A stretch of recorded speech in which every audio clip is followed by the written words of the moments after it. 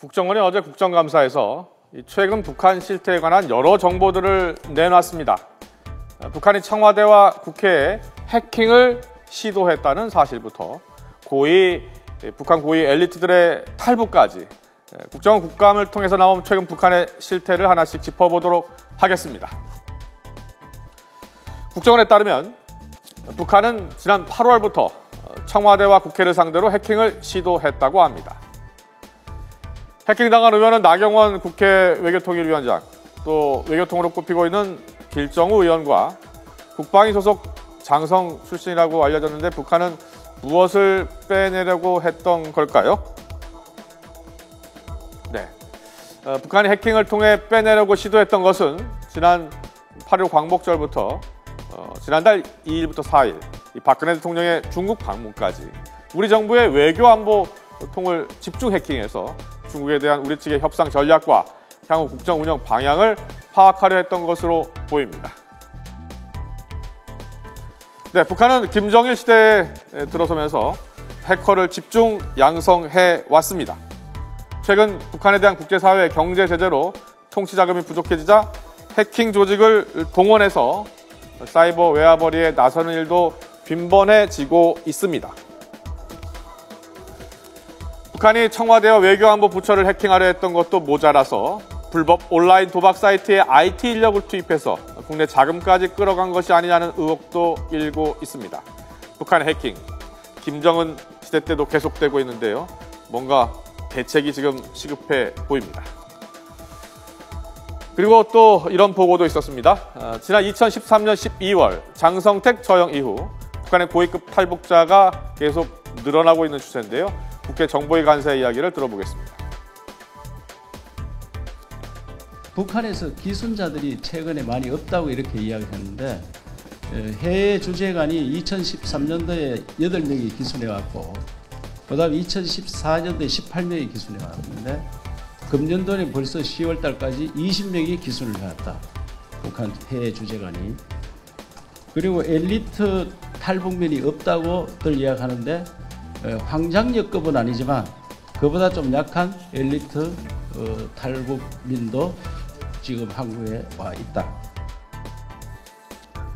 국정원이 전한 내용에 따르면 북한 해외 주재관이 2013년 8명, 2014년 18명, 그리고 2015년 그리고 8월, 올해 10월까지 20명 등 최근 3년간 46명이 귀순을 했다고 합니다.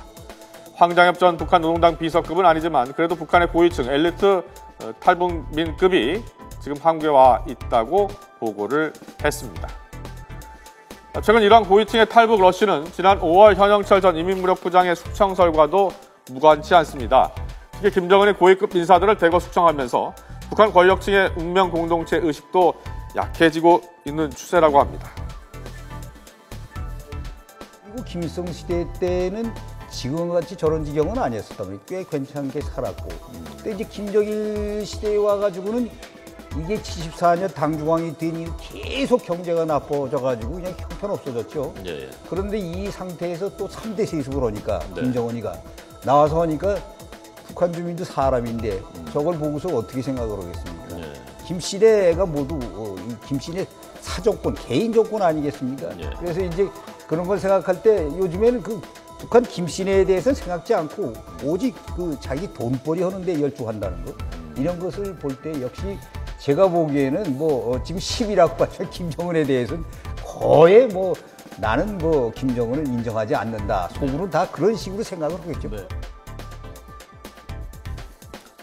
또 북한 사회가 과거와 달리 돈에 충성하는 사회로 바뀌고 있다고 하는데요. 어제 국정감사 내용 들어보겠습니다.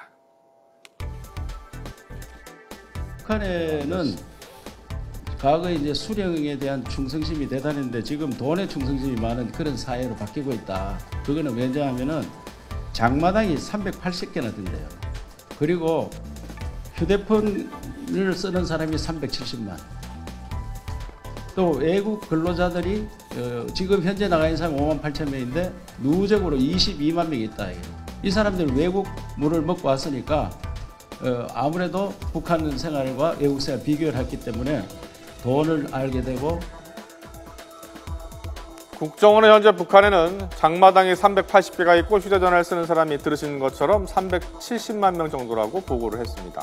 또 해외로 나간 북한 근로자들이 현재 5만 8천 명인데 1990년 이후 누적으로 보면 22만여 명에 달해서 한마디로 외국물을 먹은 북한 주민들이 돈맛을 알게 됐다고 설명을 했습니다. 해외에서 일하는 근로자들이 늘어나고 북한의 상황을 직시하면서 충성심도 약해지고 점점 더 통제가 어려운 사회로 가고 있는 것으로 보입니다.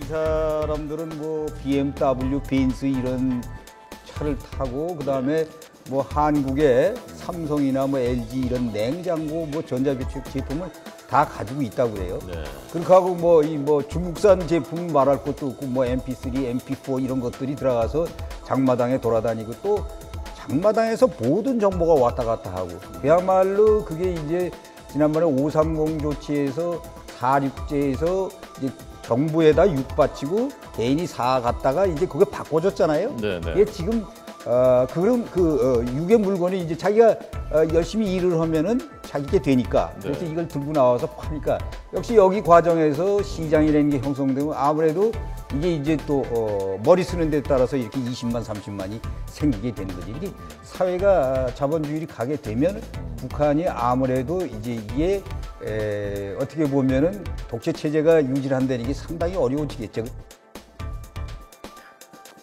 국정원은 탈북한 황병서의 부하의 말을 인용해서 김정은이 최근 많이 힘들어하는 모습을 보였다고 전했습니다.